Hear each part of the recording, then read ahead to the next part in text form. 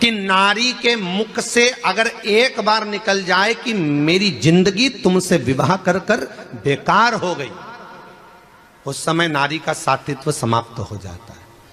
इसलिए माताओं, आपसे निवेदन है, जिंदगी में सारी लड़ाई लड़ना, सब कुछ बोलना, पर अपने पति से यह मत कहना कि तुमसे विवाह कर कर मेरी जिंदगी बेकार हो गई, क्योंकि विवाह तुमने किया है पर भाग्य उसने लिखा है।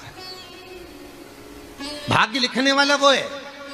और आपसे फिर निवेदन करूंगा, राम मंदिर जाओ, कृष्ण मंदिर जाओ, शिव मंदिर जाओ, भवानी के मंदिर जाओ, तुम्हारे 33 कोटि देवताओं के मंदिर चले जाओ, गणेश जी के मंदिर जाओ, तुम्हारी मर्जी पड़े उस देवता के मंदिर जाना, कोई तुम्हारा भाग्य नहीं बदल सकता। जो तुम्हारी किस्मत में लिखा है वो तुमको भोगना पड़ेगा। तो बदलेगा कौन? तो उसका भी प्रमाण हमारे यहां शिव महापुराण कहती है। एक पारो नाम की विधवा स्त्री थी।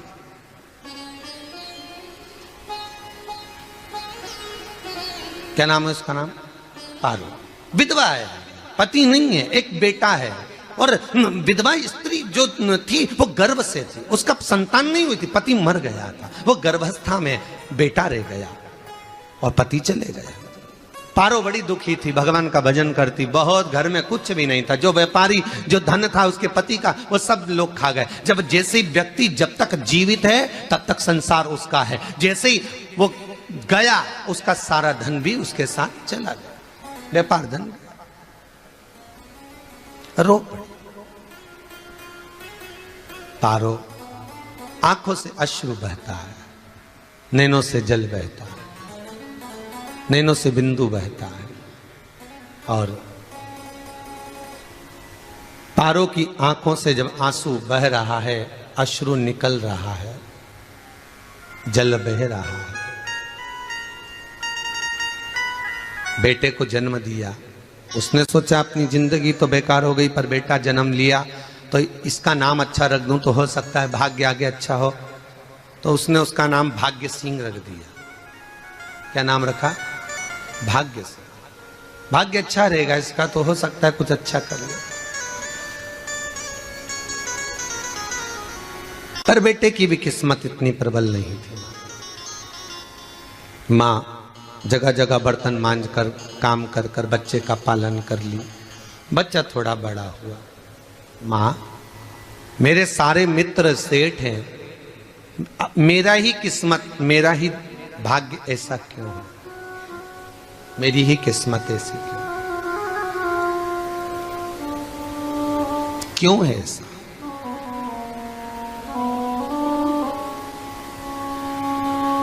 मां मेरी किस्मत में इतना दुख क्यों लिखा है?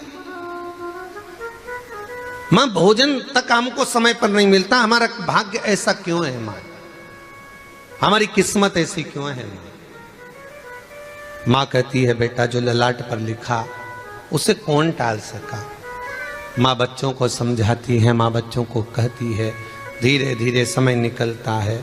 मां एक बार बता, मां तू कहती है कि सब भगवान ने लिखा है भाग्य में, तो भगवान का मिलेगा मुझे बता दे। मां बोलती है ऐसी कोई जगह नहीं जहां भगवान नहीं, वन में मिलेगा। हाँ मिलेगा। मां का कहना मानकर भाग्य सिंह वन में चले गया, और घने जंगल में भाग्य जब गया भाग्य सिंह, और घने जंगल में जब पहुंच गया, ढूंढते ढूंढते ढूंढते ढूंढते ढूंढते तो भी भगवान तो भगवान की छाया तक नहीं मिली।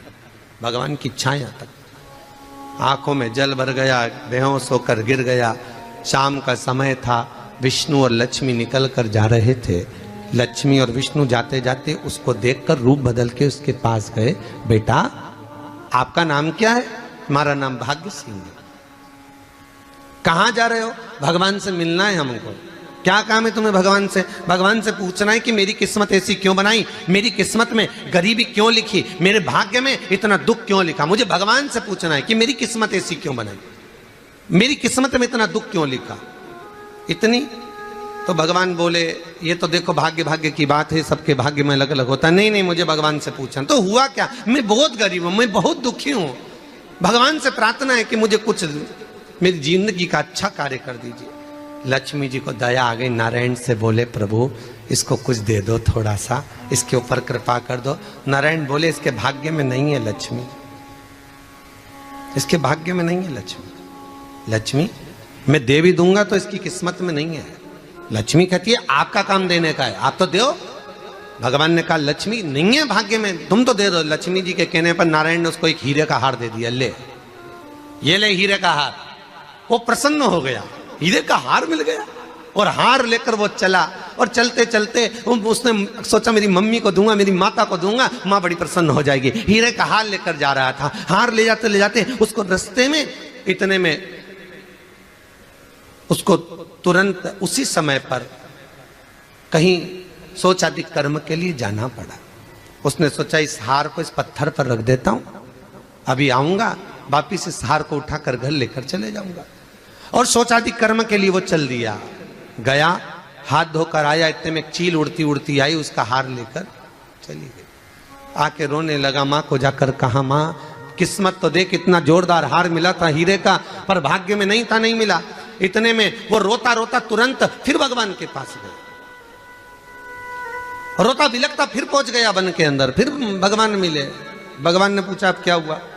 प्रभु मेरा हार तो वो हीरे का, मेरा हीरे का हार ले गई चील। भगवान बोले देख भैया हम तो तेरी किस्मत में था, वो कर दिया, अब आगे तू एक काम कर, ब्रह्मा जी से जाके मिल ले। ब्रह्मा जी कहाँ मिलेंगे? यहां से आगे जा, ब्रह्मा मिल जाए। ब्रह्मा के पास गए। ब्रह्मा जी ने कहा क्या हुआ? ब्रह्मा जी मेरे भाग्य में गरीबी लिखी है, कुछ अच्छा कर दीजिए। ब्रह्मा जी कहते हैं तुम्हारे भाग्य में जो लिखा है वो तुम्हें भोगना पड़ेगा। नहीं नहीं आप कृपा करो। लक्ष्मी जी ने नारायण से कहा इसको कुछ कृपा कर दो। तो भगवान ब्रह्मा जी ने कहा चलो इसका भाग्य बदलने के लिए एक हीरे की अंगूठी दे देता हूं। भगवान ने उसको हीरे की अंगूठी दे दी। अब हीरे की अंगूठी दी, फिर वो लेकर चला। इतना खुश था अब मुझे हीरे की अंगूठी मिल गई, अब मुझे हीरे की अंगूठी मिल गई। इतना प्रसन्न होकर जा रहा था, इतने में इसको लग गई प्यास। इसने सोचा पानी पी लूं। पानी पीने के लिए इसने मुंह को करा नीचे, जेब में रखी थी अंगूठी, वो पानी में लुढ़क गई। लुढ़कते से एक मछली निगल गई, अंगूठी भी हाथ से चली। देखिए कोई कितना भी साथ दे दे, पर भाग्य में अगर सुख लिखा होगा तो वो अपने आप मिलेगा नहीं। फिर आया, फिर मां से कहा मां ऐसा हो गया। मां ने कहा चल जाने दे, तू रोज रोज बहाना बना के चले जाता है, दिन भर इधर उधर घूमता रहता है, शाम को आता है और बहाने बना के कहाँ की स्टोरी सुनाता रहता है, ना जाने कहाँ की कहानियां सुनाता रहता है। चल काम पे जा, कुछ काम कर तो भाग्य बदलेगा। नहीं नहीं मां मैं सत्य बोल रहा हूं, नहीं माना। फिर चले गया। नारायण ने कहा एक काम करो, अब तुम शंकर जी के पास जाओ। शिव जी के पास गए। भोलेनाथ जी ने उसको हीरे की पोटली दे दी। वो हीरे की पोटली ले जाकर अब की बार सोचा कहीं रुकूंगा ही नहीं, सीधे घर गया। मम्मी को याद करा, माँ नहीं थी। उसने एक लोटे के अंदर हीरे रख दिए। मैं माता को ढूंढ के आता हूँ। माँ को ढूंढने गए, इसमें चोर घुस गए घर के अंदर, लोटा ही ले गए हीरे का। फिर आके देखा, फिर माँ ने कहा, फिर बहाने बनाया तूने, फिर स्टोरी सुने, फिर कहानी सुने तूने। माँ मैं सत्य कह रहा हूं, सत्य कह रहा हूं। आखिरी में हार गया। फिर भगवान विष्णु और ब्रह्मा ने एक ही बात कही, तू शंकर के मंदिर की चौखट पर जा। वहां क्या करना पड़ेगा मुझे? कुछ मत करना, केवल उसकी चौखट पर जाकर उसका दीदार करना, उसका दर्शन करना। उससे क्या होगा? भगवान विष्णु और ब्रह्मा कहते हैं 33 कोटि देवताओं के पास जाएगा तो कुछ नहीं होने वाला, पर शंकर के दरवाजे पर भाग्य देवी रोज प्रतिदिन झाड़ू लगाती है। कौन झाड़ू लगाती है? भाग्य देवी। आपसे निवेदन है, बहुत सुंदर कथा, इससे समझना कि विष्णु ब्रह्मा राम कृष्ण आदि 33 कोटि देवताओं के पास तुम चले जाओ, कोई तुम्हारा भाग्य नहीं बदल सकता। हाँ, अगर भाग्य देवी का तुम स्मरण करो, किसी मंदिर में जाना तो ये भगवान से कहना भगवान लक्ष्मी दो। भगवान से लक्ष्मी मत मांगना, भगवान से कहना मेरा भाग्य ऐसा कर दो, या भाग्य देवी की कृपा मुझ पर बरसा दो जिससे मेरा भाग्य बदल जाए, कुछ अच्छा हो जाए मेरी जिंदगी में। तो जाके शंकर के मंदिर के बाहर खड़े हो, भाग्य देवी मां झाड़ू लगाती है, भाग्य देवी उनकी चौखट पर बैठी रहती है। तू जा, उससे क्या होगा? बस देवता तो तेरी जिंदगी बदलने के लिए कब से इंतजार कर रहे हैं, पर तेरा भाग्य नहीं बदल पा रहा। तेरा भाग्य बदलेगी तो भाग्य देवी ही बदलेगी। गया शिव मंदिर के दरवाजे पर जाकर खड़ा हो जाता, भीड़ होती तो दरवाजे से दर्शन कर लेता। बाबा से नयन मिलाता, रोज प्रतिदिन जाता। एक दिन शंकर जी ने भाग्य देवी से कहा, देवी इसका भाग्य बदल दो। देवी कहती है, भोलेनाथ इसकी किस्मत में ब्रह्मा जी ने यही लिखा है दुख, इसकी किस्मत में ठोकरें खाना ही लिखा है।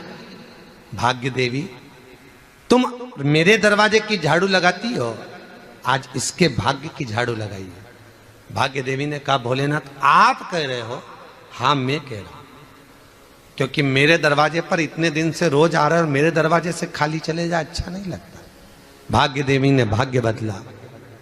एक सोने का सिक्का झाड़ू लगाते लगाते दरवाजे पर पटक दिया। उस सोने के सिक्के को लेकर वो चला और सोने के सिक्के को ले जाकर उसने माता को दिया। अब भाग्य कैसे बदलता है वो देखिए। सोने का सिक्का लेकर गया और तुरंत वो सोने का सिक्का घर में पहुंचा। रात से ठाठ हो गया, बेचकर भोजन की व्यवस्था करी। एक दिन माँ ने सोचा कुछ ऐसा करूं कि मैं मछली का व्यापार करूं, और मछली खरीदने के लिए गई। और मछली खरीदने के लिए गई, जो मछली मिली दे तो दी व्यापारी ने, परंतु घर लाते लाते वो मर गई। मरा तो काटा तो इसमें से हीरे की अंगूठी मिल गई। अंगूठी तो मिली, इतने में माँ ने कहा, देखो भगवान ने बड़ी कृपा करी, हीरे की अंगूठी मिली। बेटे ने कहा, ये मेरी ही अंगूठी है। मछली निगल गई थी। माँ ने कहा, बेटा जाओ, थोड़ा आज ब्राह्मण भोजन करने आएंगे, थोड़ी लकड़ी काट कर लिया। बेटा लकड़ी काटने गया, एक पेड़ पर, सूखे पेड़ पर चढ़ा लकड़ी काटने के लिए। काटते काटते उसको पेड़ की डाली पे एक हार टंगा हुआ दिख गया। वो हार वही था जो हीरे का चील लेकर गई थी। वो हार प्राप्त हो गया। आते आते रास्ते में प्यास लगी, सोचा कहीं एक आध बर्तन मिल जाए पड़ा हुआ, तो लोटा पड़ा हुआ मिल गया जिसमें हीरे पड़े हुए थे। जब भाग्य चलता है तो सारी रास्ते अपने आप खुलते खुलते खुलते खुलते चले जाते हैं। जब भाग्य नहीं चलता तो चाहे कोई हीरा दे दे, चाहे कोई सोना चांदी दे दे, चाहे कोई फैक्ट्री खुलवा के दे दे, तो भी कुछ दिन में ठप्प हो जाए। भाग्य चलेगा तो धन आएगा, भाग्य नहीं होगा नहीं। तो फिर कुछ मत करो। क्या करना है बोलो तो? जब भाग्य अगर दिक्कत दे तो कहीं जाने की जरूरत नहीं है। एक ही काम करना है, शंकर के दरवाजे पर जाकर उसका दीदार करना। गांव और शहर में क्या फर्क है?